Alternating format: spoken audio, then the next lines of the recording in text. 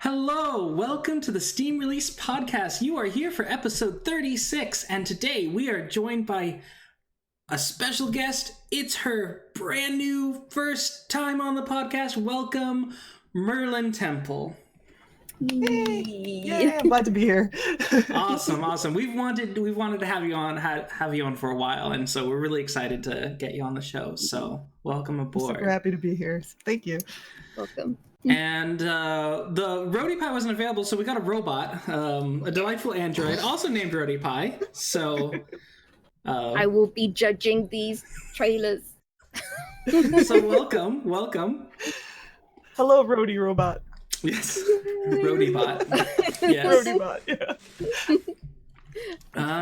And I am your host, Dewey Bear. We combed through the release list this last week and shoveled through the many, shovelware games until we found the just a core beautiful diamonds in the rough that Steam still has. Believe it or not, there are always amazing games coming out in Steam, and we're really excited to show you. But before that, first I want to see what the week has been like. So MerlynTemple, what has your last week been as far as gaming?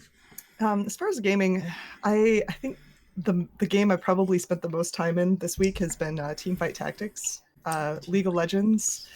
It's the new mode within League of Legends. I guess it's not super new yet, or just anymore. It's been around for a couple months now, I think, but it's super addictive. It's kind of an auto chess League of Legends,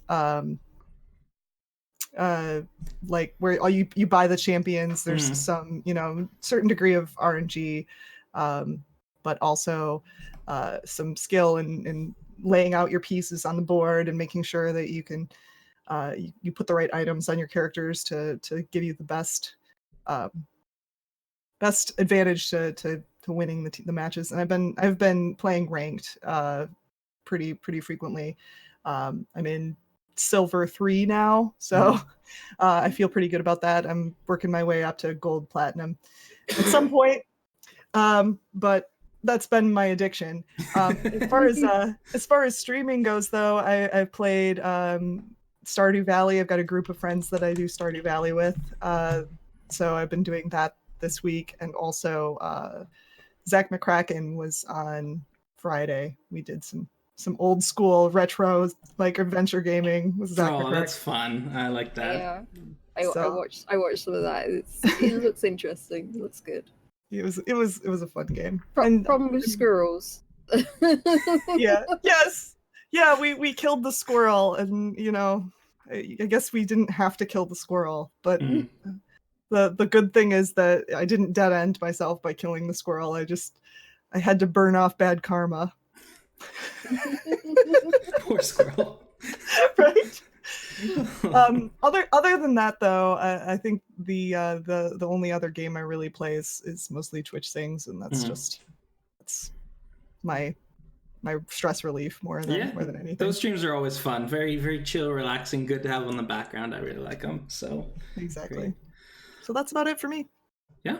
All right. How about you, Roadypie? What has your week looked like?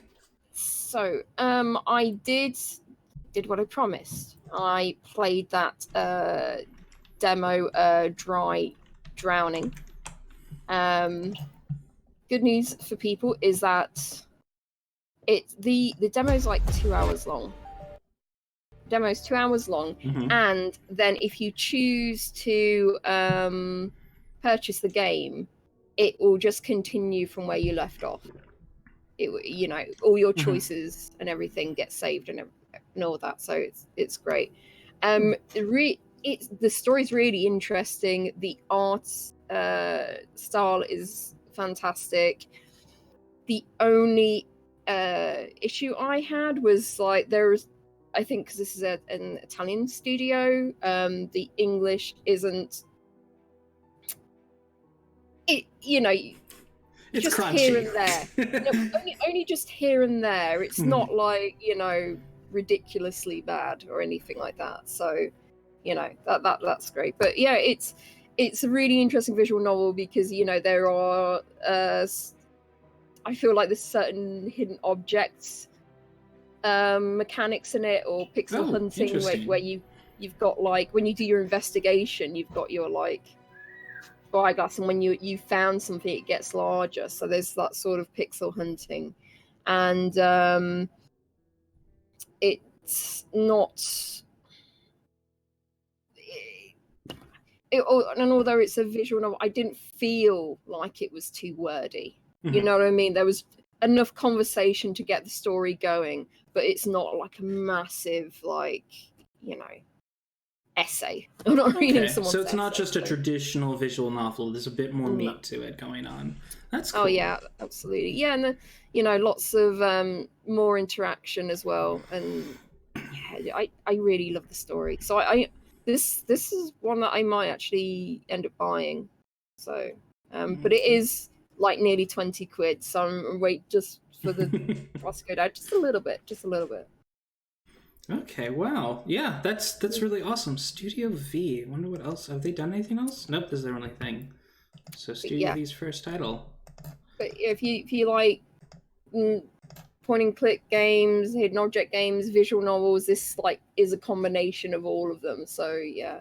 And you there are a couple of jump scares in it, but it didn't feel like jump scares. It's just like when someone lies to you, the detective can see because their face changes in some kind of grotesque mask, and I wasn't prepared for that, and so I like it was really gross, and yeah, I just wasn't prepared.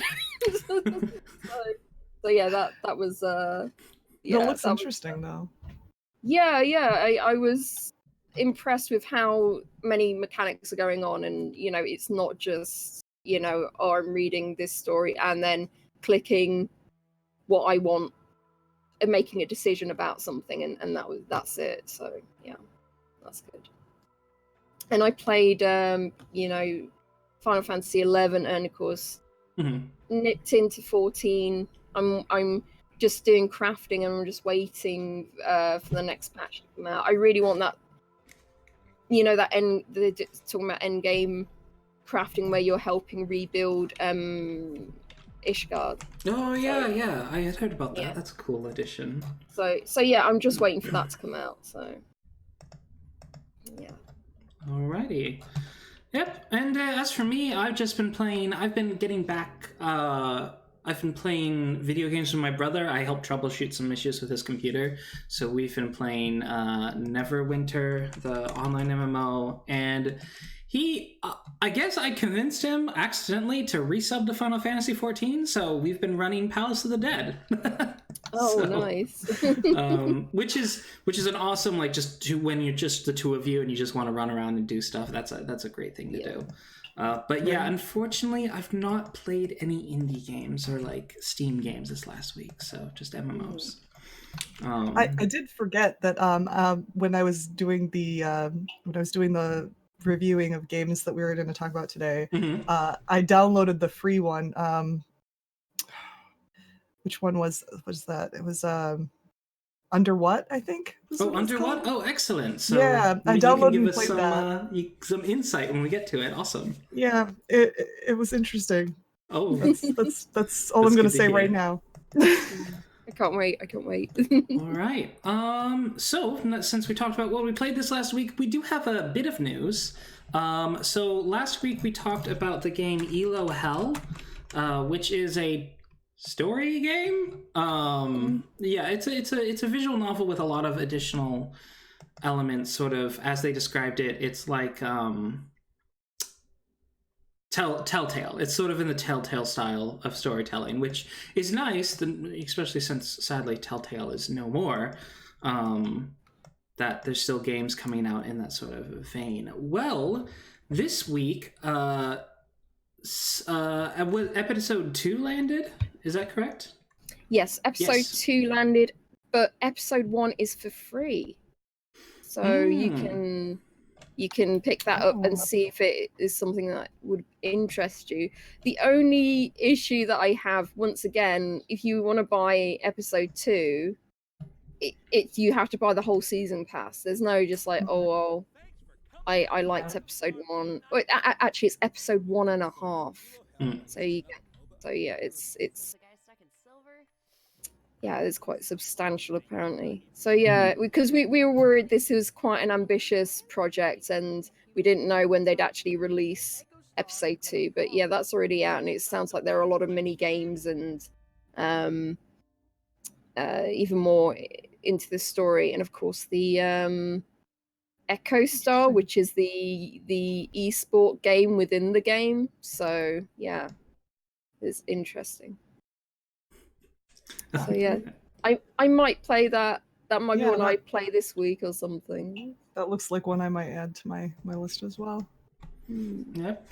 On another game that we talked about in the past, I forgot to add this, but Rivals of Ether. I believe we talked about this not when the game released, but when they released that April Fool's dating sim. Oh yes, yeah. So Rivals of Ether is just it's like a brawler game. And so they decided, of course, for April Fool's, a brawler game, of course, the next sensible game to make is a dating sim. But so this update is that they are going to be allowing the Steam Workshop to be hooked up to it, which means that people will be able to create their own characters, their own zones, etc., and you can download them as DLC. So that's really cool. It's and that doesn't mean there are still going to be future updates to the game by the developer, of course, but yeah, now the community can start to implement features. So very, very cool. I just gotta say, could you imagine a dating sim with the Super Smash Brothers? Oh my gosh, they would make so much money. The cool thing about Rivals of Ether is they actually sold the dating sim for free. Like it was just like an April Fool's joke. It's just it's just a gag that they but it's a pretty substantial dating sim apparently. So so they're very funny. They don't know how to do it like halfway. So this is Dan Fornace. He's the developer. I don't know if he has any additional help, but I think it's just Dan Fornace. So good job, man. He did get voice talent for the dating sim though. Oh, nice. Let me see. And with that, that's all of the news we got. Unfortunately, no comments, but we did get some new subscribers to the YouTube channel, so thank you very much for that. But yeah, no comments this week. So we do have some honorable mentions before we get to the release list. And the first one is Under What? Which is by Danny Gartman. He is from Warsaw, Poland. So, yeah, I didn't watch the video because at the very beginning it says this video is a spoiler, like right there. Yeah, so I'm like, I should just play the game. Yeah. And I kind of recommend that that's what you do with this game. It's very short. It's very short. It takes about 5 minutes to play. Oh, really? It's very weird as well. I don't even know really what happened in the game. I'm very confused by it. I had to play it a couple times and still I'm a little bit baffled about it. But one thing is, it's free. It's free. And it's 5 minutes. It's not a huge investment. Yeah, no. That's 5 minutes to check it out. You know what? I do really like those. What I don't like is when they post these like 5-minute games and it's $5 and it's like, no. Yeah. But this is cool. This is a cool thing. I do believe this is Dan Gartman's first game. Yeah, it's just a little way to spend 5 minutes and I appreciate like figure it out. Like short games, and this looks really beautiful, like that sort of pastel kind of like a children's picture book. It's really pretty. Yeah. And the sound, the ambient sound and everything that goes into it is really good too. If you'd like another short free game, it's about 30 minutes long. Well, 30 minutes to an hour, and that is Atma. We played it. Well, myself and Top Gun Bunny played this game, and I have it on. I should have it on the stream soon for you. But yeah, this is like the game Atma. And it's very beautiful, very easy Okami type mechanics. but it's got a nice story, and it's just ambient noise is beautiful. So that sort of reminds me of just another free experience if you ever happen to be bored. So well, that's the thing. There are so many like these beautiful looking short games that you can play for free, and I really, those are sort of things I really do like to see on Steam. They look like they have a lot of thought put into them, and they just look stunning. Yep. So yeah, that's Under What. So you definitely recommend Under What. So I recommend it as it's not a huge investment in either time or money, really. There's no money investment, and it's worth looking at. I don't know if I necessarily recommend it as more than just let's just try this and see what it's like, because it's I still don't understand it. I'll be the first person to say I don't understand what I saw. So Yep. All right. So we do have another honorable mention, and that is Peekaboo. So Peekaboo is a hide and seek on the network. Players are divided. So it's basically a prop hunt. It's a prop hunt game. The reason it's an honorable mention is so there's a lot of these low poly games, and it's sometimes difficult to tell with low poly games how much of it was just bought off of the Unreal off of the Unity store. It's hard to tell. Yeah. That said, the lighting in this game is on point. Like, they've got excellent lighting work, and it's only $5, and it's got really positive reviews. So it's just there are like 3 or 4 different games that came out this week that had. I don't want to make any accusations, but a lot of the assets looked extremely similar. So I was just like, not sure. But I mean, that's pretty common with low poly games. And even if they're handcrafted, sometimes it's hard to tell. Too similar. Yeah. One of the things I was wondering when I was looking at this is there a way to tell what's an actual prop? Like, are those like purple outlines? Is that what like gives you the hint that you're actually looking at a prop versus something else that's just part of the background? Like, I'm not sure. How do they handle that? I don't know. Yeah, I'm not entirely sure what they do. I think it's I think when it had the purple outlines, I think there was that was from the prop perspective. Yeah. It goes from the props perspective. Maybe the hunters have some skills that might give them hints, because how do they know, right? Radiate outwards. Yeah. The other thing I did really like about this game, though, was it looked like once you were discovered as a prop, you turned into a hunter. So there's no idle. There's no idle. Like, I'm gonna sit here until the game's over and before I can play another game. Like, you actually just go to the other side. Join them. So it works kind of like an infection game mode or zombie game mode, so you're never bored. Yeah. That's cool. That is really cool. That's good, yeah. Because you could just sit there for ages. Right. Yeah, and let me see. Most of the reviews are positive. I'm trying to find a review in English that's negative that I can maybe get some hints off of. But let me see. Can't find a single server on the list. Can't join friend servers instant. Okay, so there's maybe some server problems. Yeah, small player base. I could not find games most of the time from 12 p.m. to 11 p.m. Australian time. Yeah, after 11 p.m. there were plenty to choose from. As a prop, it is possible to place yourself under objects or jump into areas that the hunters will never be able to shoot you, even if they know exactly where you are.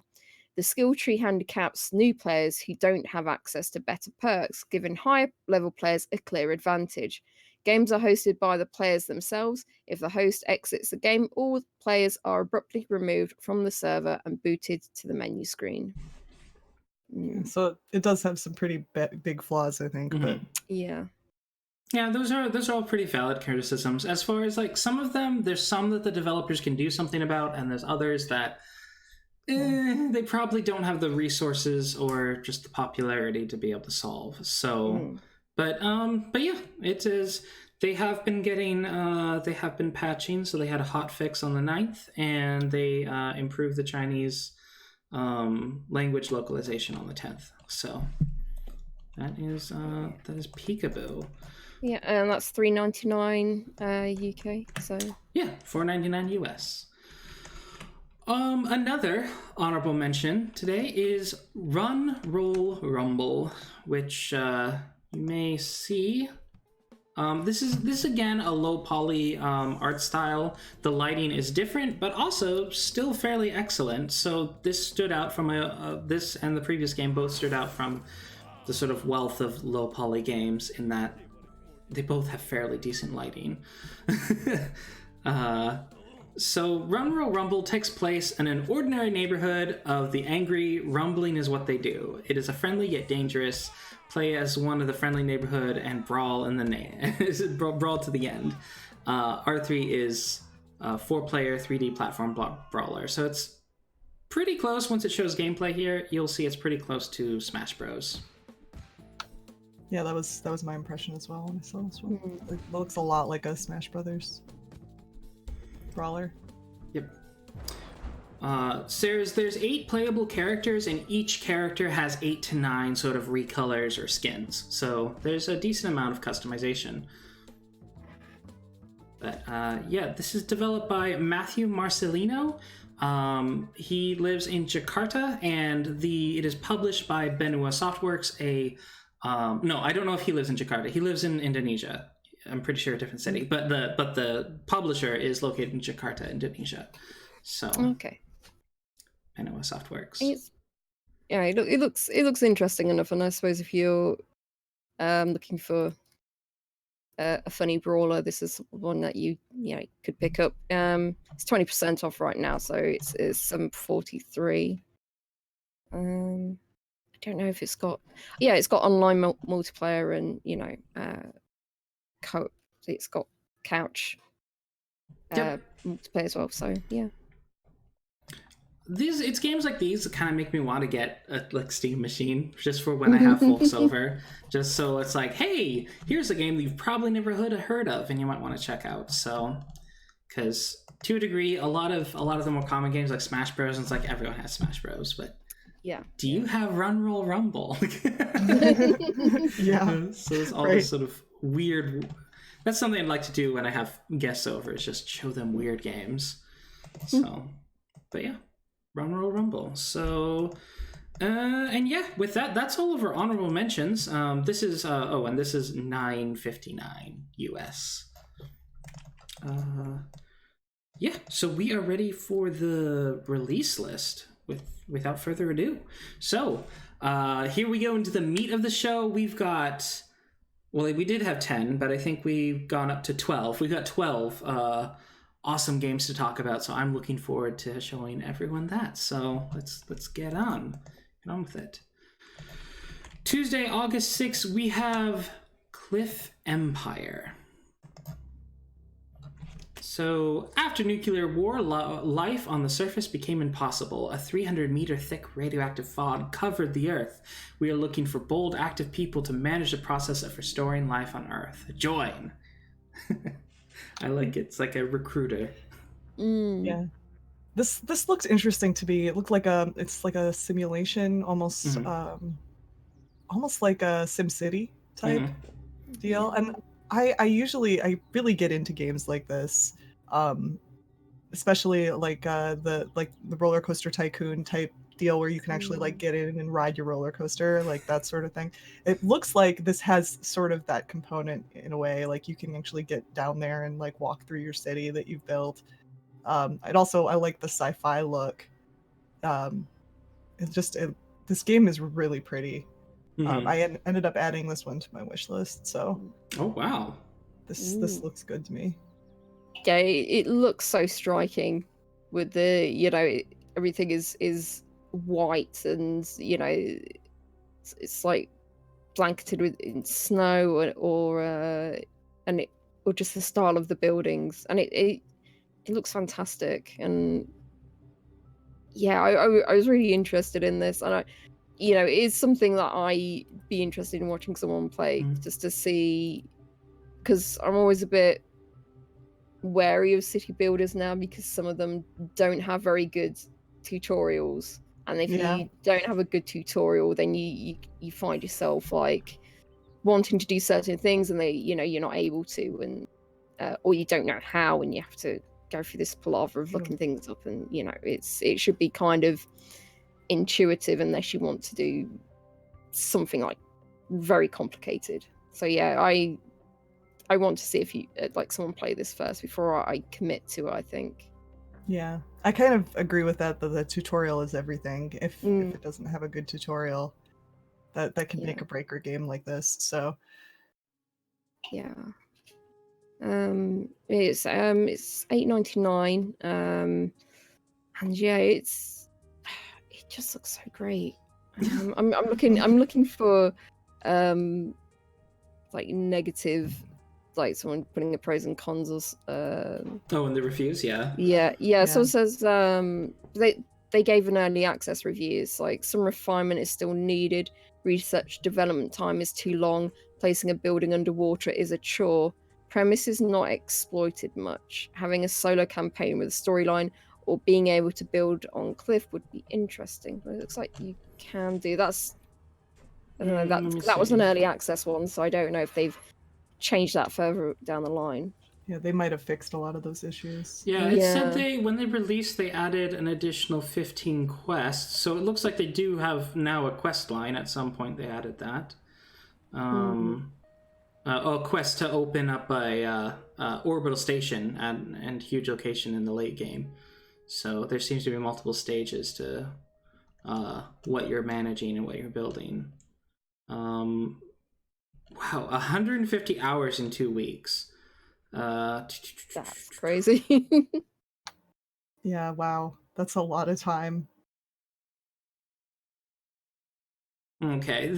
So there has been some not recommended about how this game feels, where like SimCity you have a bit more active interaction. This one, there may be times where it's just kind of the city is running itself. And so perhaps that works for a game like this, where you can walk around and explore the city, where maybe you can just let things run for a bit. But yeah, so apparently that is an issue. One reason someone gave it a negative is it feels a little more idle than some city builders. Right. But yeah, let me see. It is by Lion Shade, which is based out of Russia. So, and I do believe this is this is definitely not their first game. They have Tempest, which is a pirate action RPG. And they made Football, which is an arcade soccer for us Americans. Soccer game. And yeah, so they have, let me see, a developer bundle. So yeah, it looks like they've been fairly active since 2014 on Steam. So Gotta say they got the Pirate R bundle. Yes. Yeah, and it seems their previous games got updates, so that's good to see.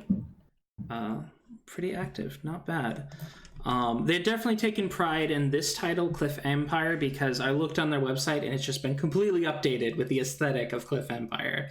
Like they have like a page like, previous games, but they are very much leaning into like, this is our game. So they're pretty proud of it. So yeah, and it's $11.99 US. It's like $8.90. I don't know if I said it. $8.99 UK. Okay, all right. Our next title is Super Realistic Autocross, which normally when I see a sort of meme-ish title like that, it's a real turnoff to me personally. But the trailer won me over. This I remember looking at this going, why is it super realistic? Why is it called super realistic? Yeah. I figured that's an ironic name. Yeah. It is actually quite ironic for the mechanics too, because he specifically made this to be more arcadey, like a fun autocross. Yeah. Right. Yeah, and that's what it looks like to me as well. My son was really excited about this game. I will say, my 6-year-old really wanted me to get it. Oh, really? He loves racing games, so. I have to say, it's quite interesting, sort of the higher quality models, but they still seem to blend into the low poly background. He took like these two things, and they seem to fit together really well, which I find interesting. And of course, I say he because Dunamai is a one-man team. It's he is a father and husband from Tucson, Arizona. That's really impressive. Yeah, this was made by one guy, so. Yeah, he works as an engineer. I don't even think at a game studio, but so this has been all his thing, just working off time. So yeah. Oh, nice. This week I've been making an effort to do a lot more research on the developers. So it's nice. Definitely paid off. So yep. You can play as an ice cream truck. Oh really? Yeah. Do autocross. I didn't see that. That's the challenge mode. Ah, okay. Go through cones with an ice cream truck. Yeah. Do you have to stop and sell ice cream to people along the way? Is that part of the challenge? Like I have to sell this much ice cream in order to finish the race. Oh my word! It is such a pretty game, though. So I do believe this is Dunamai's first title. Yeah, this is his first title out. So congratulations! Like honestly, congratulations! Your first title for sure. And great. He's got 4 reviews, and they are all positive so far. No, he's got more than 4. He's got 8 reviews. Twitter, not Twitter. Steam takes time to update on like how many reviews people have, but yep. It's £7.19 here, so I'm not sure how long it is. And it says there's 50 tracks. That's actually pretty impressive. Yeah.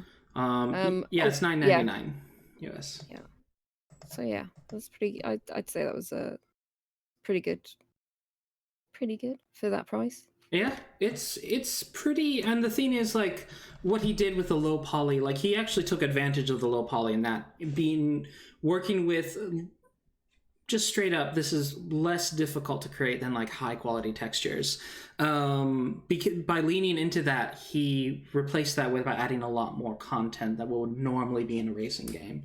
So, impressive. Very good. And he's got racing, he's got the cone, he's got the cone weaving game mode, and then there's also some practice tracks as well. So, very cool. All right. So Autocross, yep. Super Realistic Autocross is, and it's $9.99. I don't know if I said that. So our next title is Silver Chains.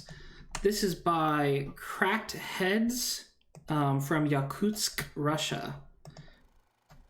And it is, I guess because it's August, people are like getting itchy for Halloween or something. Yeah, because we've seen quite a few. Because all of a sudden the horror games are coming out. Yeah. I mean, horror games are always a big draw, at least in streaming. Oh, yeah. So Silver Change is a first-person horror game with a strong emphasis on story and exploration. Search for clues within an old, abandoned manor to unravel the truth about the terrible events which have happened. So, yeah. Of course, a Ouija board. Excellent. And a creepy doll. Iconic Ouija board. There's always like these little ticks that you have to have in any scary game. Making like a horror game. Yeah. Ouija board, check. Ghost, check. Weird spider thing, check. Creepy dolls, check. Oh. Yeah. Jump scare, check. Yep. Always gotta have jump scares, yeah. Yeah, this problem is sometimes like when you show the monster, it's not as scary, because I've seen developers actually show them, and the person playing the game who is normally super scared of like horror games, they don't normally play them, they just laughed because it was just like totally ridiculous the way they looked. So yeah, that's always a risk. It's always a risk showing your monsters too soon. Right. I'm trying to. Yes. They're published by Head Up Games, which is tons of stuff. But yeah, so 3 hours. Okay. Yeah, so a lot of people, well, some people have complained that it's 3 hours and it's the price that it's at, which it's 15% off right now and it's $16.99. So yeah, that's a little high for $21 3 US. hours. Yeah. Yeah. Yeah. Yeah, I've played games that were less than that gave me far more hours of gameplay. So. Yeah. Yeah, and this is it. It's not always, you know, like the length of the game is, you know, like worth the money you put down, but I would say, you know, replay value. Yeah.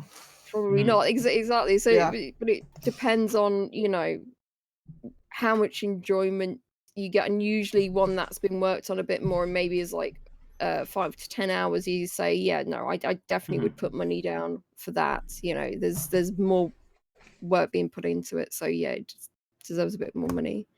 Someone says the game itself is really well made, but some of the puzzles don't add up or make a lot of sense, so you do need to use a walkthrough instead of naturally progressing through the game. So they got some moon logic in there. Yeah. Well, it is 71% positive, so in general, it's getting some pretty good reviews. But yeah, only being a few hours. As it is, I'm not a horror game player. Like, people are gonna have to do something. Like, I'm gonna have to come up with some sort of goals or something that I would have to hit before I would do a horror stream.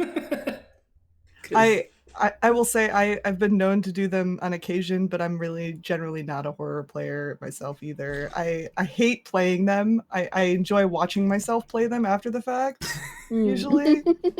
It's entertaining to watch myself get scared, so I understand why people like to watch me play them, but I don't like playing them.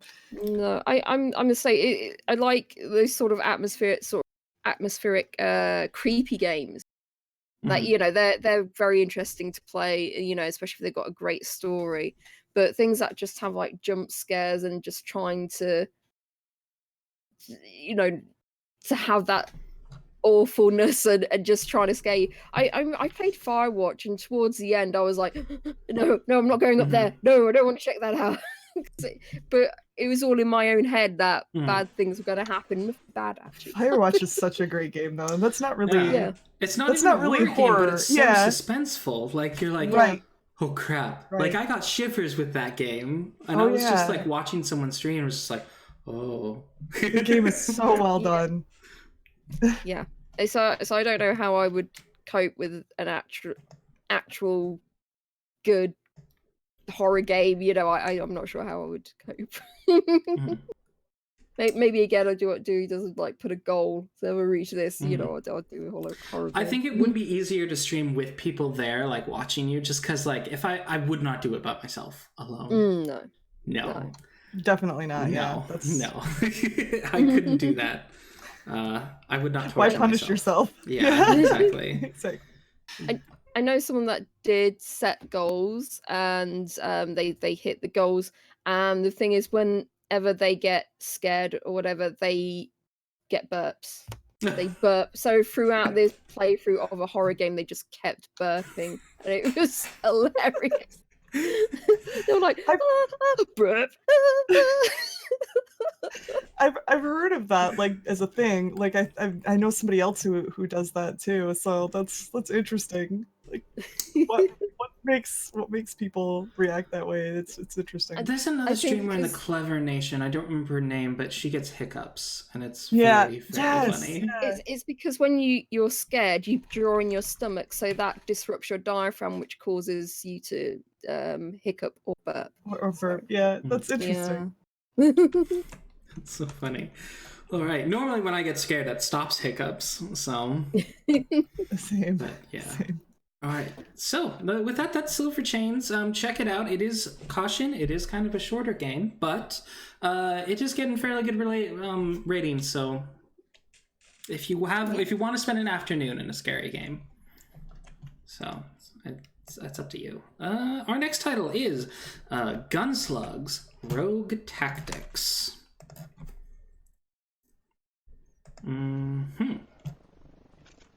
And a hybrid game mixing action platforming with stealth and tactical decision makings with a roguelike sauce on top. Roguelite.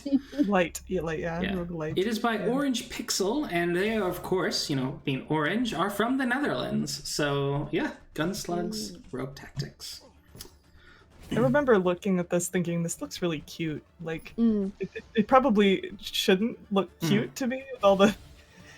really, you're running around killing things, but yeah, it looks really cute, right? Well, it's got that sort of like chibi aesthetic, yeah. So I see it definitely. I liked the different slugs. Is that what they call the different types of players that you're controlling? Yeah, because they've got like...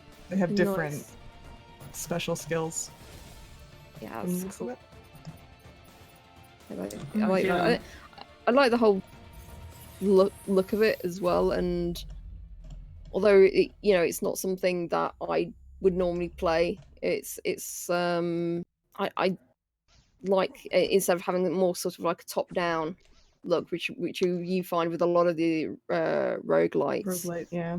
Yeah, it's more side-scrolling, so I like that. I think I would watch somebody play this. I probably wouldn't play it myself, though. Yeah. I'm a bit of a roguelite addict. I'll admit it. I've spent hundreds of hours in Hammerwatch.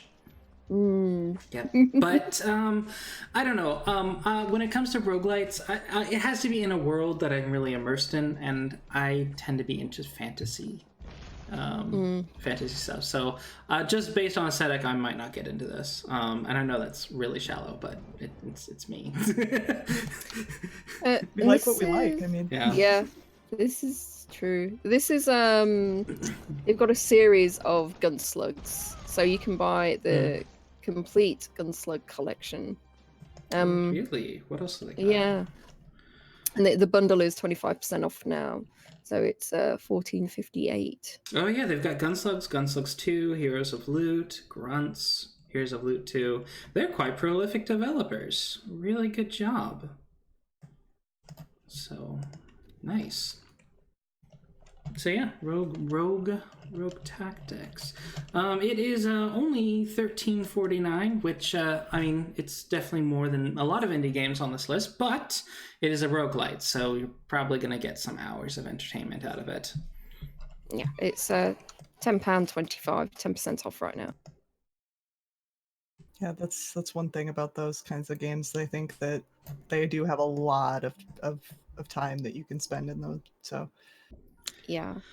It is sort of funny with roguelites because like all that content, a lot of it is like, oh, you die, start over with slightly more powerful, and that's part of it. Like if they didn't have that mechanic, you would probably get through the game fairly quickly. Like Hammerwatch doesn't have that much content, but because of the restarting factor, it really does. And there's like all these different, and because you restart and play it again and the levels are a bit randomized, you get to see a broader variety of content.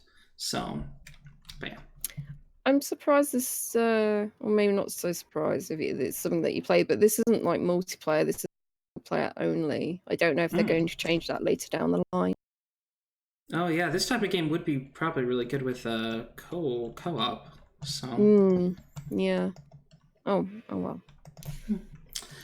So that's all from Tuesday, August 6th. So our next game is from Wednesday, August 2nd, August 7th, and it is The Forbidden Arts. So, The Forbidden Arts is an action-adventure platformer with a focus on discovery and exploration. You play as Phoenix, a young boy who seeks to master the element of fire in a grand adventure of ancient magic. This is by Steambot Games. They are based right out of my lovely state of California. When I first saw this, I wasn't sure about it because it looks, slightly crunchy. Oh yeah, the art style, yeah. Yeah, and just the way they interact with the backgrounds and stuff, it doesn't look 100%. It just doesn't look that great. And although it's interesting when you're exploring the land and you're then doing like the platforming bits, the camera changes completely. That's an interesting bit.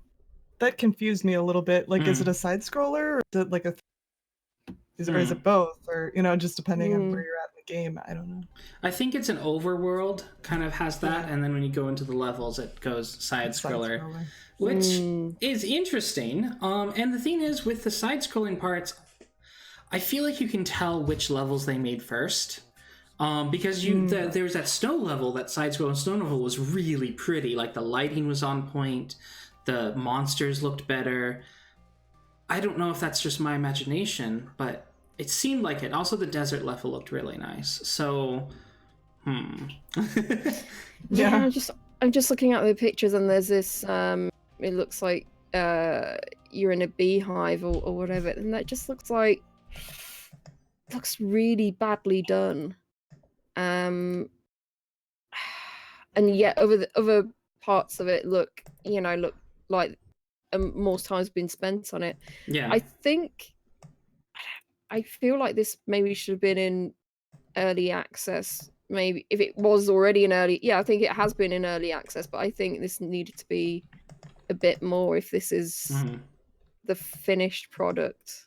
Either that, or they really needed to update the screenshots or something. Because that's what I'm thinking. It's like, is this what it looks like after the full release, or is it they've improved tremendously and just haven't bothered to update the screenshots?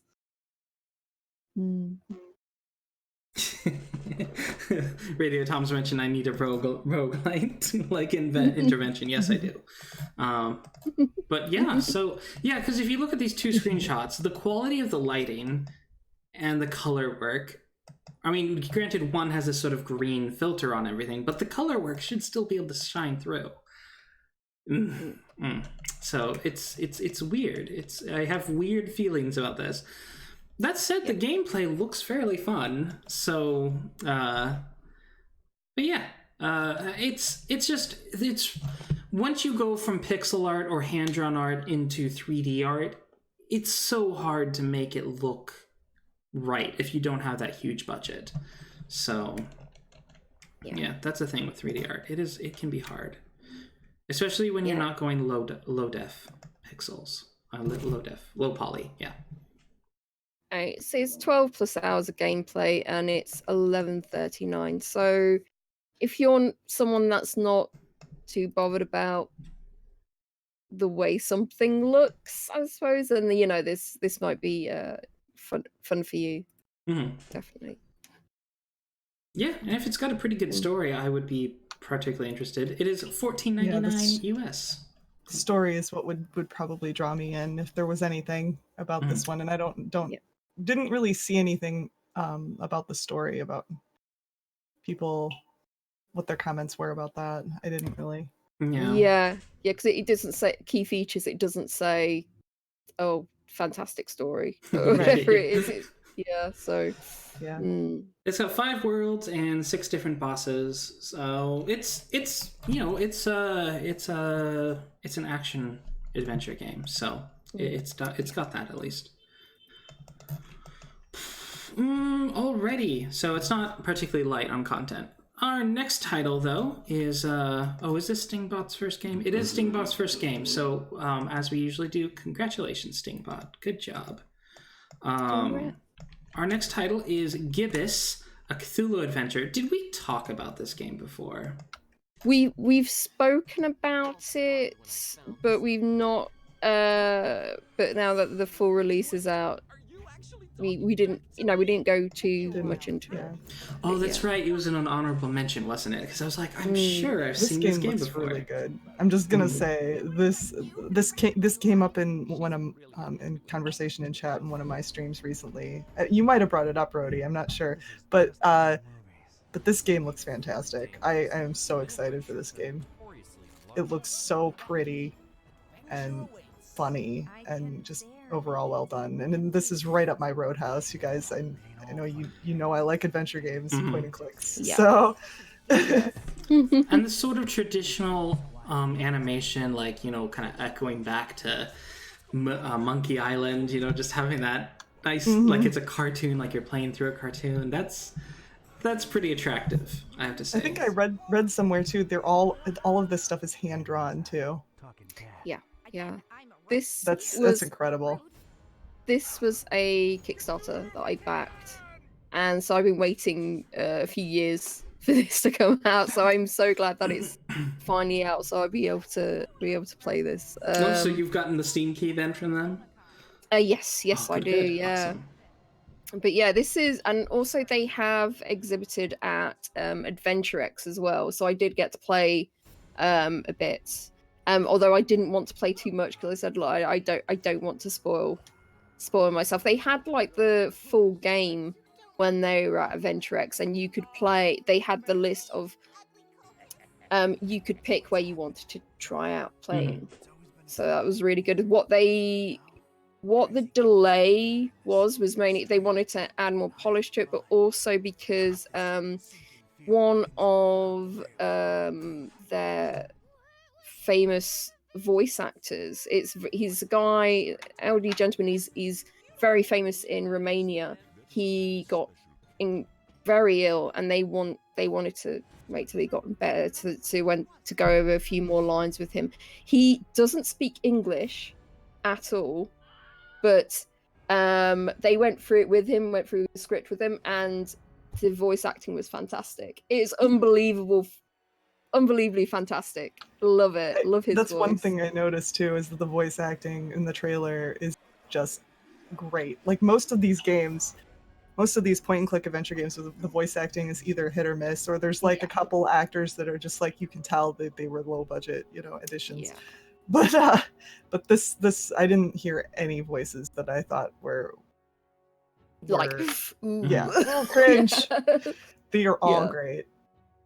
Yeah, I mean that goes, the people they hired, but also good directors as well. And these are all quite the team are all, quite young people, and I think this is their first game. I think, but well done, guys. I think you, from what we've seen so far, you've nailed every sort of aspect of this game. It's just perfection.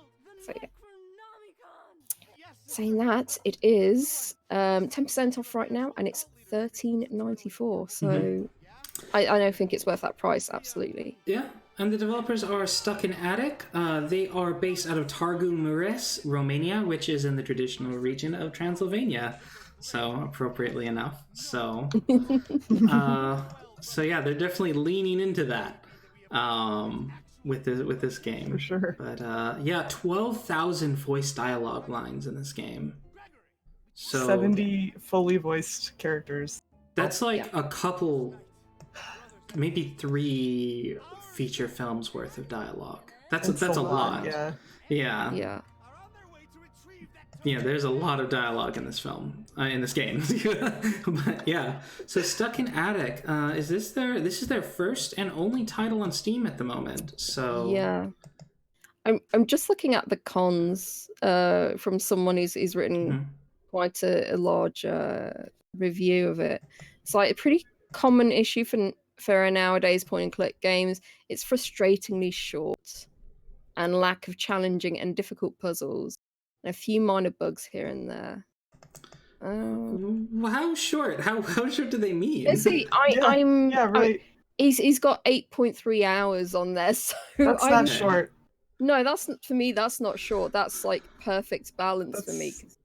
I mean, it's probably shorter than some of the older point and click, but a lot of those point and clicks that were older, that were longer, weren't longer because of content. They were longer due to gameplay mechanics. It took you a while to figure out the puzzles or something. Like you were stuck in place for an hour at a time.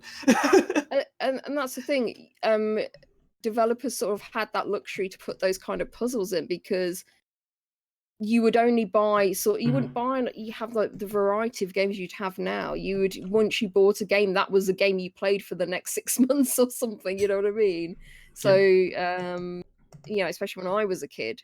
So it was, you get stuck on something. I've heard people say, well, I was stuck on this puzzle like a couple of months or something, and you could do that. You could developers could do that, no problem. Right. But And you also didn't now, have the internet to go look up like a walkthrough and like let me get past this one part. Like I'm stuck at. And exactly. You'd either have to buy one of those gaming books. magazines, or you have the hotline to ring. Oh God. Yeah, I call that hotline that costs $5 a minute or something. Yeah, exactly. So yeah, I've no problem with it being eight hours. And now there's just way more game developers. Like, it used to be there was a time where you could have said that you had played all the games that had come out. Isn't that crazy? Yeah.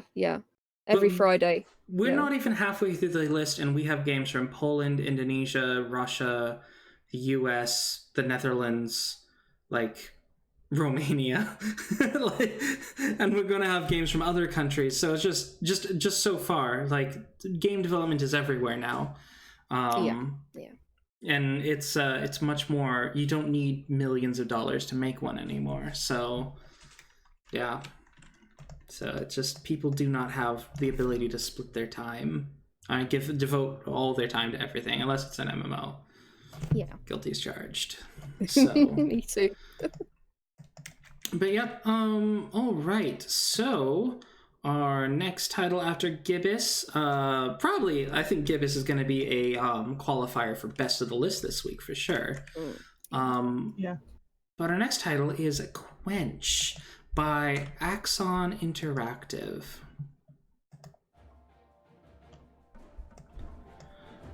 Again, a low poly art style. Quench is a story-driven puzzle game set in a colorful lo-fi world.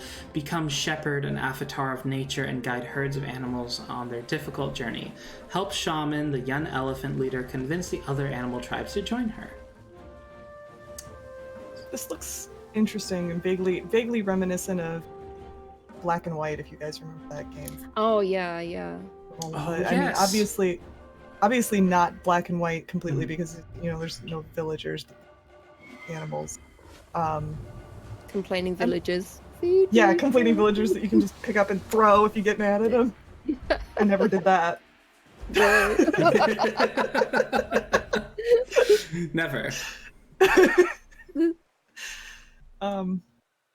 Yeah, this looks like a really pretty game. They also are doing the charity thing for, like, you support the game, they're supporting clean water. Oh, nice. That's nice of them. I think it's like interesting. Like you have to like herd animals around and get them to safety, get them to a place of water, get them. But unfortunately, no reviews of this yet. I don't know if it's something I would I noticed play. that too. That there's really nobody playing or reviewing it that I can see, but it looks interesting. It looks like I probably want to see it played a little bit before I'm willing to shell out some money for it. But yeah, I was going to say the same thing. So yeah, I'd quite happily watch someone play this. So yeah, but I think this game could have definitely done with like a demo. A demo would have helped a lot for sure. Yeah, because when you've got something that you can't quite put into a neat, tidy box, you really do need to have a demo so people can see if this is something they can get on board with. Yeah, it wasn't completely clear from the trailer play mechanic. I don't know what things you are responsible for, like exactly. Like how does what you do affect things? I mean, I can kind of see it, but like, do you get to control the animals, like, or do you just, is it kind of like, the game that I'm relatively obsessed with recently, Teamfight Tactics, where you just kind of like, you give them items and you put them on the board and you hope that they go do what you want them to do. Like, that's kind of what it looks like to me. Yeah, are you herding them like a sheepdog? You know what I mean? Yeah, exactly. Or is it something that you can select, like a like an RTS or something? You just like drag and say I want these units going here. You know? Exactly. Part of it is they do it doesn't look like you do that, but a less flexible pricing structure because they are also on the Switch, so it's $20. And I don't know if there's $20 of gameplay there. I'm not sure. I don't know what what's in there. But it's on the Switch. That you know.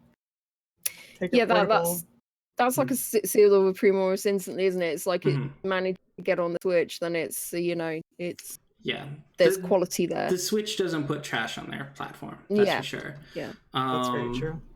Yeah, and it's it's a story-driven puzzle game, which is definitely appealing. It's just I'm not feeling the need to put it on my wish list at the moment. But it is by Axon Interactive, based out of Toronto, Ontario, so just our northern neighbors.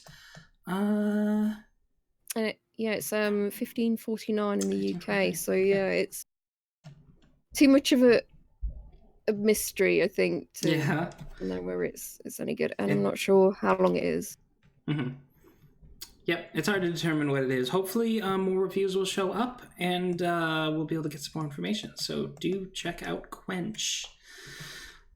Let me see. Our next title is a bit more on the comedy side of the games we talked about so far, is Roombo, First Blood. So, I mean, look at this. This looks hilarious. It's so cute.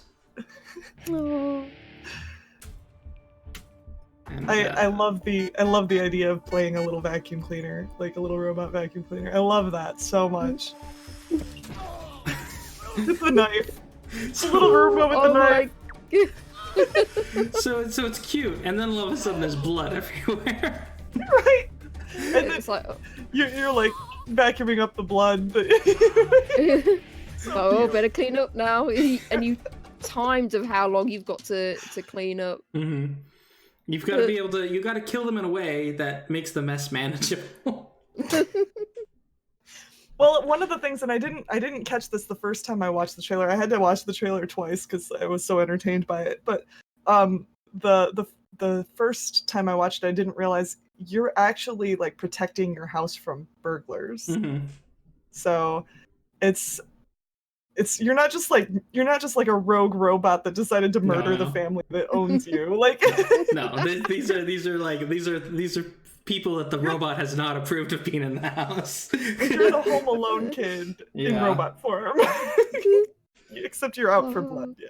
I love how it's so this is sort of an example of you talking about how like the Pixar where it's like, oh, this is so cute, but it's such like a weird dark thing. But like, yeah, Steam kind of specializes in like taking cute visuals and applying really messed up situations to it. So, oh my word. I may get this game just for the lulz. Yeah.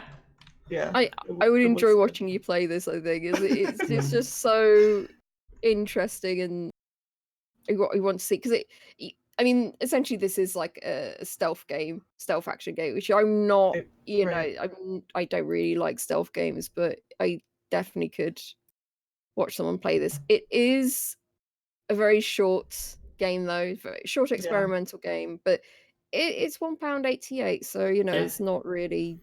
It's a really reasonably priced game, I think, for what it is, and it'd be fun to stream. I think maybe once or twice. Yeah, definitely. And it's an example of a low poly game that has a more unique aesthetic. Like I'm not immediately thinking of another game that looks like this. So pretty good job there. But yeah, maybe it's also the isometric view helps with that too. Yeah, so. yeah. But yeah, this is by Samurai Punk, which is a studio I knew about previously. Actually, they were in Seattle for a convention, so I've met the developers for this. But they are based out of Melbourne, Australia. So, and didn't we talk about Feather? We did talk about Feather. Yeah. Oh, I did not realize when we talked about that was Samurai Punk. Because there's nothing like their other games. Yeah. So I did not realize that. Wow. And Screen Cheat. This game is really fun. Actually, I've played this at Pete Friend's house. where basically you have 4 windows on the screen, but you're all invisible to each other. So you have to figure out by looking at their screen what they can see in order to shoot them.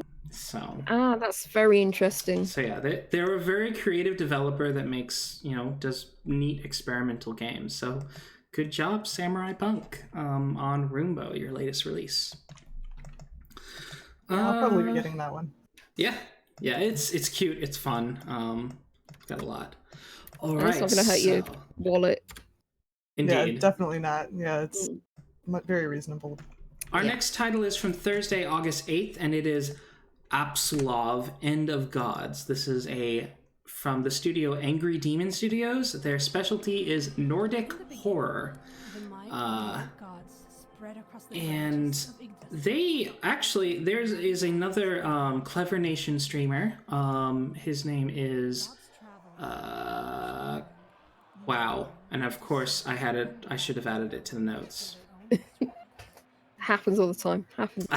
You know what? I'm gonna have to open up a window and look for it. But anyhow, Clever Nation streamer was Greg. His real name's Greg. I'm trying to remember his username. Yes, Gamervention. Yes, Greg. Sir Gamervention, right? Yes, Sir Gamervention. He streamed this, made some fantastic clips, because if you don't know Sir Gamervention, he is a delightful horror game streamer when he does it, because he's just like, just his fear is so genuine. It's a delight to watch, even though I'm sitting there like he's screaming, and it's just and he's an arachnophobe, and this game features a lot of spiders. Ooh. So was that where that clip is from, where he the body sprouts spider legs and crawls away? That's what this so that's this game. That's really interesting. I just saw that in the trailer, and it was that is horrible. Yes, Bodot, Greg screaming is the lifeblood of us all. It's a delight. He's so entertaining to watch play horror games, and that's his primary thing. He plays non-horror games sometimes, but he does, but primarily the horror games. The thing is, I think he hates horror games. But he was really impressed with this one, so in particular. I think that's probably the best sort of people to sort of play it, and people who don't like it because they have the most genuine reactions. Right. Just delightful. But so that's the Gamervention. Angry Demon Studio made a game that he adored. They're based out of Skövde, Sweden, so they got the Norse knowledge. So what's the game about? It is in this future Viking horror, you awake in a sanctuary of steel and concrete built to research and exploit the worlds of Yggdrasil and to house an artifact buried in the earth eons ago. Unveil the secrets of mythology and artifacts in the realms of Yggdrasil and Apsulov, End of Gods. So I think... Can I just say, I'm glad that you told us how to pronounce the title, because I had no clue. Apsulov? Yeah. Yes. That's, carry on, sorry. That's my guess. I'm probably wrong, but at least that's how I've heard other people say it as well. So, but it looks really, really good. There's a lot of neat references to Nordic mythology, and there some additional tidbits is basically all the horrors that the gods fought to defeat and destroy. They're now coming back, because the gods aren't there to take care of them. So and I think the main character is this lady who gradually through the course of the game you lose body parts and you have to find ways to replace them. It's pretty horrifying. So but probably not something I would play willingly anyway. No, same. But you can tell they've put a lot of effort into it, and it sounds like a very unique. It looks good. Yeah, very unique mechanics in it as well. Never gonna play it myself because that was terrifying. No, way too good for me. Yeah. Let me see. She gets a new arm. There's a lot of bad ends. I think I've seen Greg get killed in a dozen different ways in this game. So that's been great. It's $15.49 UK.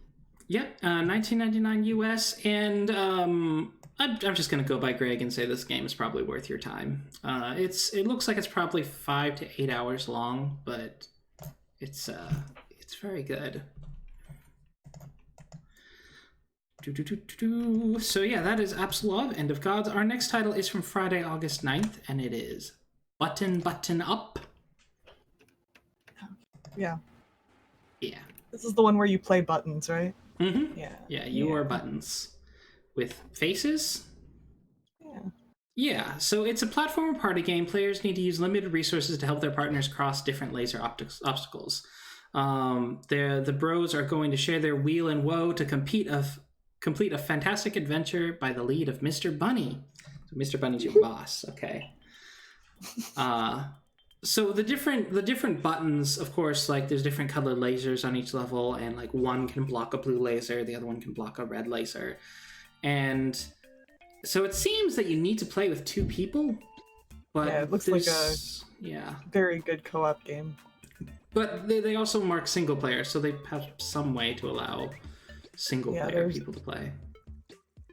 There's a single player mode as well, but it looks like it would be a lot more fun with another person. Yeah. A lot more falling out. I do like games that have that aspect where you can, if you can't find somebody to play it with, that you do have an option to play against single player, though. Yeah. Yeah, I think it's interesting mechanics, and because it's super cute, I'm not too crazy about the pixel art as much. You know, is that the cutscenes, they're done quite well, but the actual gameplay, I think, I don't know. Looks like it also has a Smash Brothers mode. Yeah. The I feel like the line art is a little too thin for the pixel art. Like it's pixel art, but it's kind of almost hiding the fact that it's pixel art, so it just looks weird. Like if they leaned a bit more into the pixel art aesthetic, made things a little softer in appearance, it'd be really nice. Or if it made it more like Reventure or what sort of a game? That kind of line, that sort of line art. I think that would have been better when it made it look better. Yep. Yes, and this is by Centrosphere Games. They're based out of the USA. I have no idea where, but in the US somewhere. Yep, they were in early access. Oh, okay. It's 20% off right now. It's 43, and it's obviously not typically a game that I would get, but I could see myself recommending it to a few people. I think they would enjoy it. Yeah, me and my brother have been looking for games to play together, so this is another one of those possible just 2-player games. Because it's surprisingly, when you're looking for co-op that's specifically for 2 people, it can be surprisingly hard to find that. I feel you on that. Like my husband and I look for games like that all the time. But the last one we found was Ibn Ab. That one had, I don't think it has a whole lot of gameplay in it. We haven't gotten all the way through it, but I feel like we probably have made it halfway through in one night. So it's hard. It's hard to find games that like have a lot of co-op. Yeah, especially where both players can feel like they're contributing a lot. Right. So. Right. Yeah. Because I wouldn't, especially like 2-player games. I'm not really into like a PvP sort of thing. I'd want to play sort of like co-op. Yeah. When we want to play games together, like just after the kids go to bed and just chill out at night, we want to play something co-op that we can both enjoy. Alrighty, our next title is Electronic Super Joy 2. Not to be confused with Electronic Super Joy 1. But this is by Michael Todd Games, based out of Toronto, Ontario. It is a brutally hard platformer set in a world of brain-smashing electronic music, runs, jump, smash, and slice your way through 55 plus weird and different levels with giant monsters, swarming missiles, and secret areas. Not gonna lie, this game is hard to look at. Yeah. Yeah. It looks like it's hard to play as well. So I'm not a huge platformer, I will say. In general, platformers don't excite me by themselves. They usually have to have some other aspect that draws me in. So for me, this wasn't necessarily top of my list, but I will say I was impressed that it's free. Yeah, it is free. Yeah. So the first one is not free, but this one is free. So Oh, usually it's the reverse. Like when the second one comes out, the first one comes free. Okay, interesting. yeah. I do know a lot of people who enjoy this sort of aesthetic. Just personally, I find the black foreground and the weird psychedelic color background just hard to look at. Distracting. That's just me. Yeah. And maybe that's part of why it's hard. Is you got to not get distracted. Again, I'm someone who doesn't really play platformers. If anyone's watched my playthrough of Wonder Song, so yeah, it's but again, I do know a lot of people that really do like platformers. So this might be something that they could be interested in. Although, again, those graphics are just so harsh and yeah. Yeah, I'll say my favorite platformer still to this day is Psychonauts. I Yes. Oh yeah, love that game. And because like I said, it's not just a platformer. There's so much more to that game than just the platforming aspects, which is why I think it draws me in so much. But if you enjoy platformers, I mean, this looks like it'll definitely give you what you want. The movement's really the movement seems very responsive, at least in the video. It's got 83% positive. Let me see. Why is it free? Is one of the top reviews. So just why? It's worth it. Worth every penny that you spend. Groovy, yes. Which is nothing. So I'm kind of curious why it's free. I mean, Michael Todd needs to put stuff on the table, but maybe this is his thing, is that he releases free and then it goes eventually. Maybe when he releases the next game. There is a gold edition. Michael Todd has answered why it is free. Oh, really? So yes, for me, it's a mix of reasons. I want people to enjoy the game, and I dislike telling people who have less money they can't play it. So I'll help with marketing. It's free, go play it. Also, I'm happy enough on minimum wage as it is. This will earn enough. The musicians get most of the soundtracking as they should. Why should I aim to be a millionaire? Anyway, I'm going to make more games and sell those. I'm going to make DLC for this and sell that. So it's all good. Oh, so that okay. I think that's nice. It's admirable. You play this for free and you like it and you want to get the DLC, and as long as the DLC doesn't cost like an arm and a leg, I think that would be great. You can definitely find other ways to support the developers for sure. Yeah. So yeah. That's apparently admirable. when you die, you hear either a male or female voice actor go, "Oh yeah." Right. Interesting. So yeah, very, very interesting. That is Electronic Superjoy 2. It's out by Michael Todd.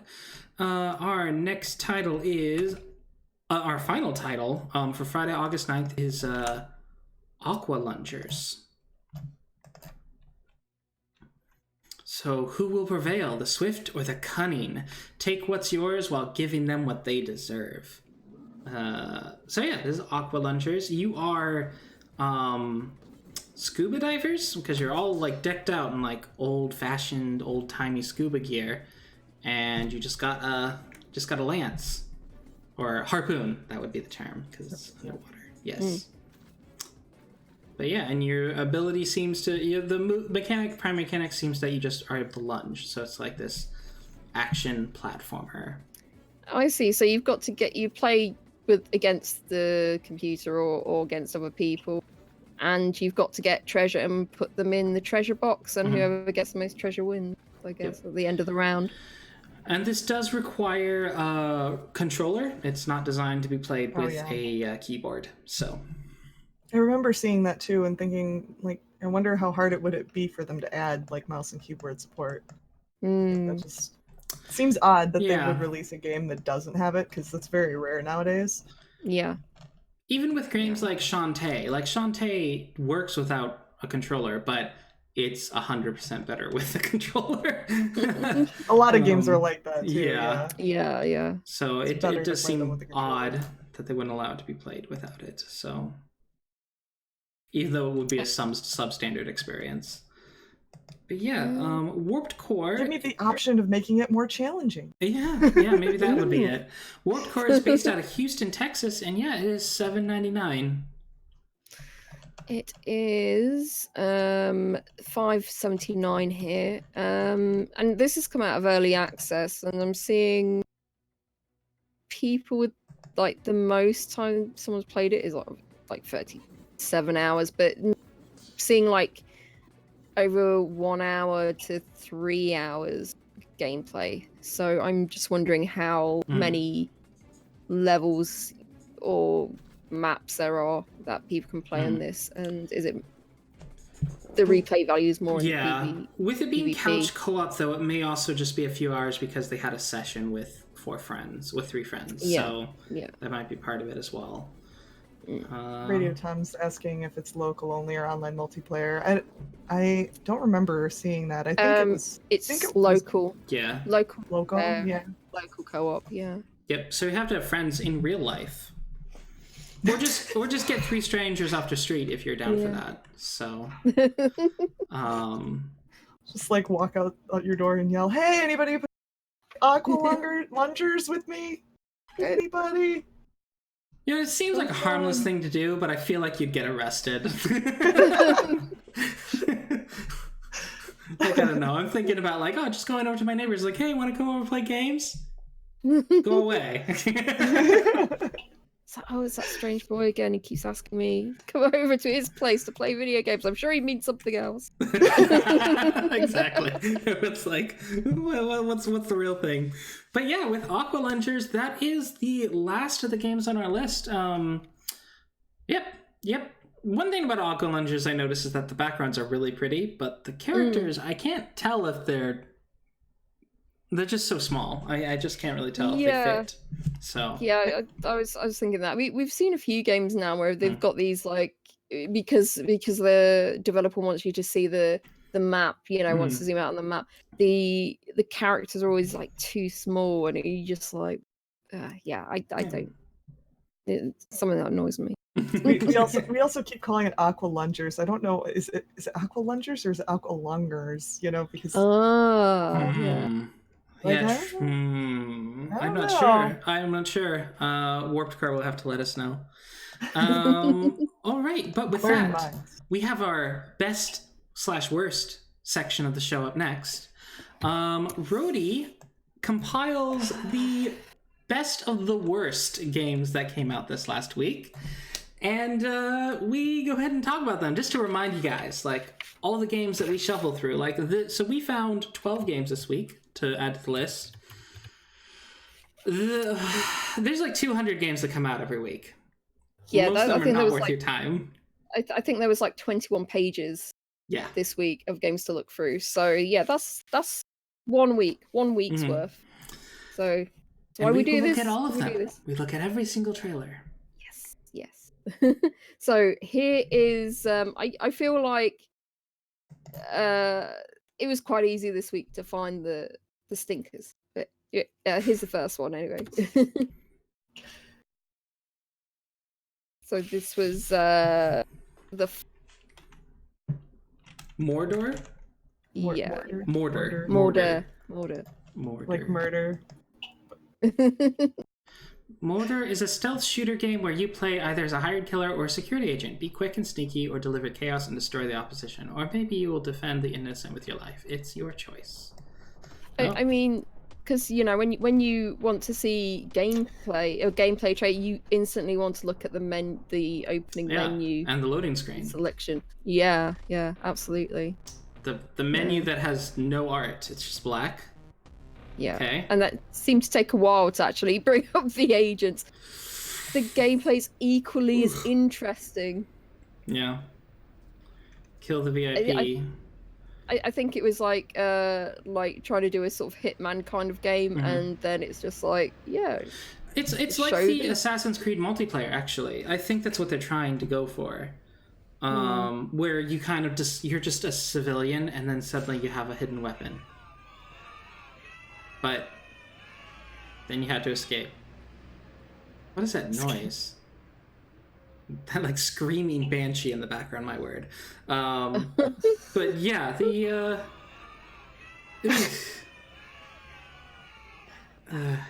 it's not great. No. Your trailer's supposed to make you get in, like, hype up the thing. It really, really isn't. And well, I suppose that there wasn't much to get about it. So. Yeah, I'm really not impressed. This is by Doc Ruffo. This is $14.99.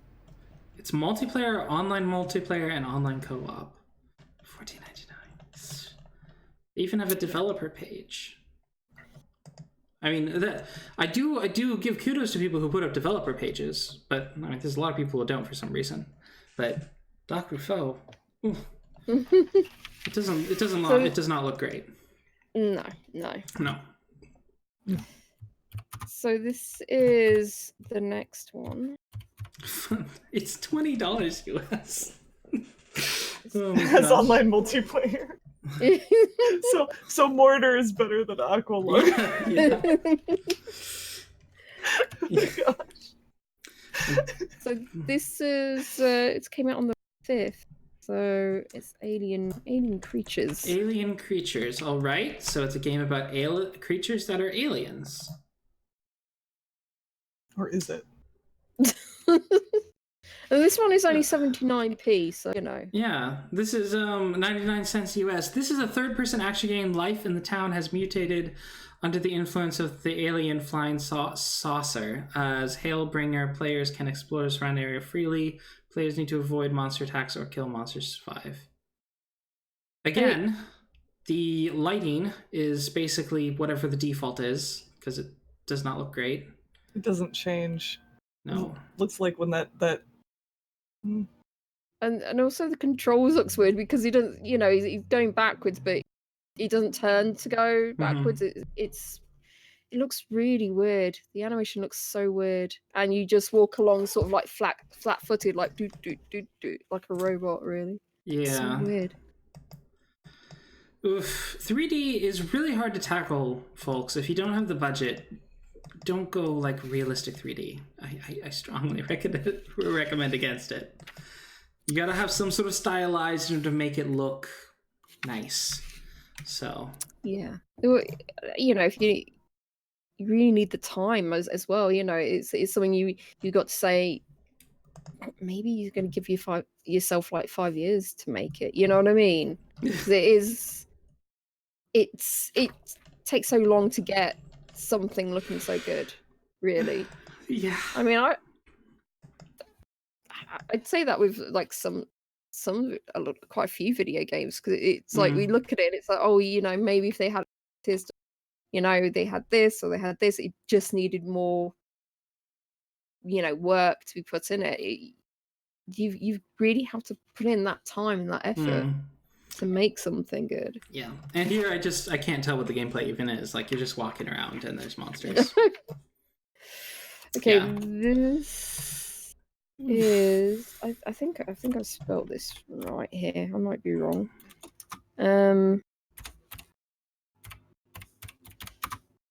Uh-oh. She's typing. Here it comes, guys. Oh. There we go. Oh, wait, it's a long one. You must whip it, the game. When a problem comes around, you must whip it. Yes. Oh, basically. I probably spelled it wrong. I put an extra A in, sorry, but you get the idea. Oh, okay. So just delete that. All right. Agtnan. There's a free demo. How kind of them. That's actually, you know what, that raises my estimation of them already. They have a free demo. Games. Right? What is this game? So is it a puzzle? Let me see. Survive the night terror hordes as an escaping robot in retro sci-fi world. All right. Use warp tubes, portals, and conveyor belts, bombs, and more to keep your circuits intact for another day. Ew. The guys like chasing after you. They're like wiggling their fingers. Like, good kid, you. I feel like that's what I do to my 1-year-old when I'm playing with him. You know? It's terrifying. I'm sure it is. I'm going to get you, my pretties. I mean, here's the thing. Like, this is a neat concept, but the execution, the execution, man. Maybe. There's just too much black, like too much just darkness everywhere. And then the skybox is just a blue gradient. It just you need to learn 3D art or get a 3D artist. That's what this needs. Cuz you know, the idea of making puzzles and stuff, like that shows some design initiative and like, you know, mechanics and stuff. But if you don't execute it right, it's not going to sell. No. This belongs on itch.io where you can get criticism and people can like give you feedback and stuff. So I mean, that is an early access, right? It is an early access at the moment. Yeah.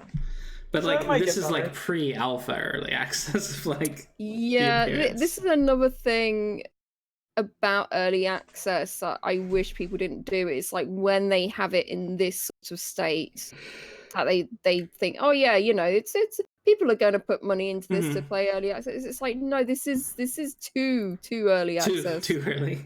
Yeah. So you know, work on it a bit more. Have something that people would really like the look of first, you know, and then put it in for early access and work on it. I feel like they have an idea here, though. Like, unlike the previous two, I feel like this one has an idea of what it wants to be. But it's just the execution they need help with. They need a team or just to foster their own skills a bit more. But, you know, it could be. You got an idea. Good job. You got an idea. All right. Is that all? Is that all of the...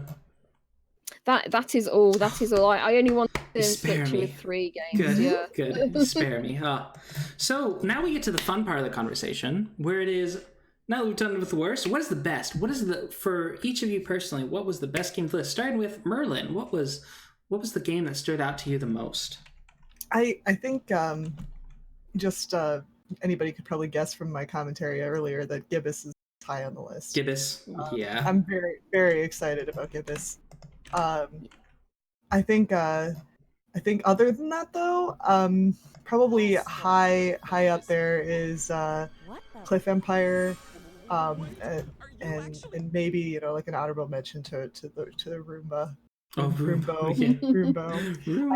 I'm excited about all of those, the 3 actually. That I probably will eventually get all 3 of them. But yeah, Gibbous number 1 very much so. Yeah, I'm the same as it's like Gibbous is, you know, I backed it on Kickstarter, so I'm just glad that it's come out as successfully as it has.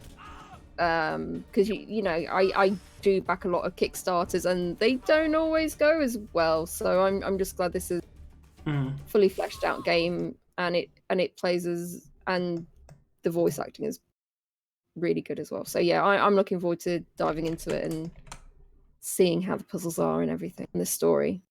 Other than that, again, I would say Cliff Empire as well. But again, I'd want to see someone play it from the start just so I can see how the the simulation works. Yeah, definitely. And if Merlin's going to get Roombo, then I definitely watch her play that. Definitely. That one I may get sooner than I think I will, just at the price point. Yeah, absolutely. On Radio Tom was interested in getting that as well. Yeah. So yeah, I think for people here, I think that definitely interested in that, and I definitely want to watch people play it for sure. As for me, I think the top games for me was probably Forbidden Arts, actually, even though the art style is shaky at times. The gameplay looked genuinely very fun, so I am curious in that. But you know what, even more so, the game that I think probably won the list for me was Super Realistic Autocross. Yeah. Yeah, this looks fun. I don't like racing games, but arcade racing games I could probably get into. That said, I don't know if I'm going to put it on my wish list. My wish list already has way too many games on it, so I'm trying to trim it down. But if of what we talked about today, I think Super Realistic Autocross was the winner for me. It's just got the right balance of good 3D art. Knowing the limitations, particularly knowing the limitations of a one-person development team, like very good job. Yeah. So, and Merlin, you said your 6-year-old liked this game, Like, so yeah. are you going to get it for him? Or... Oh, I don't know. He's not allowed to play very many video games. We have to limit him because he gets really angry when he doesn't get to play. So we have to kind of. It's in that weird stage, yeah. So we gotta limit his screen time and let him wear off all the excess energy. Yeah. Yep. So. But yeah, I have. It is funny because one of my cousins was very much like that. Was like, yeah, but then like it's funny because like in the same family you'll have people that are like super chill about it, but he does get to play pinball. Like that's his favorite thing so far right now. He loves. I've been playing Pinball Wizard for him a lot because I feel like he's getting pretty good at it too. I watch him sometimes and I'm like. His scores almost equal mine, so oh nice. Can't say he's bad at pinball at 6 years old. He's pretty good. Oh, cool. You know what, the Radio Tom? Yeah, I'll just like turn on. Turn on the Initial D soundtrack while I'm playing this game. So, yeah. Run it in the 90s. Just yeah, great song. But yeah, so with that, we have come to the end of the show. So this is where we shamelessly plug. So MerlynTemple, let us all know, let the internet know where they can find you and who you are. All right. I'm MerlynTemple, obviously MERLYN. I can be found on Twitch. I also have Twitter. And I have a Facebook, but I very rarely use it. And Discord server as well, but all of those are linked off of my Twitch page. I'm a variety streamer, so I typically do retro games, adventure games, simulation games, lots of those types of games, and I do sings streams on Sundays as well. So I have quite a wide variety of things I do. I stream about 4 days a week or so. Yeah, in between mentoring Arthur on how to lead the Kingdom of Anglia, so. Sorry, I had to do a Merlin joke. It's why, not I. Yes. Oh, that's awesome. Yeah, and her streams are fantastic. Everyone check her out. Thank you. So, thank you so much. And Rody, what about you? Oh, so I've not been streaming much this month. It's been it's been so hot lately, so but I will be back to it, and hopefully you catch me on Twitch on twitch.tv Roadypie, and Tuesdays and Thursdays 9:30 UK time, and I play I'm try to clear my Steam list, so I have all indie games, FMV games, point and clicks, visual novels. I like the narrative games. I like those kind of games. So yeah, so you can see me playing those. Yeah, and of course you see me on here. Yep, every week, and we'll be back next week as well. So, with episode 37, big numbers. We're getting the big numbers now. My word. And I am Dewey Bear. I'm right here. You're on my channel right now. You can also find me on Twitter and Instagram. I just posted a lovely picture of geraniums growing in a crack in the sidewalk. So that's most of my Instagram. It's like I'm a gardener, so I like to take pictures of other people's flowers because I don't have a garden for myself right now. So it's like my envy photos. Yeah, of course, and whenever I cook things, I'll take a picture of that because I don't like taking pictures of other people's food. I take pictures of my food as like a humble brag. So but yeah, so you can check out my Instagram, my Twitter, and of course right here on the Twitch. I was gonna say Steam instead of Twitch this time. All right, so, and with that, yeah, people in YouTube, if you play any of these games or if any of them have do let us know. We do read the comments, and your comment might be read out next week. And don't forget to like and subscribe and click that bell. Yes. And so YouTube, farewell. Thank you so much. And and let us know your thoughts about all the games here. What you think of what do you think of the podcast? And if there's any topics you'd like us to cover. So, bye.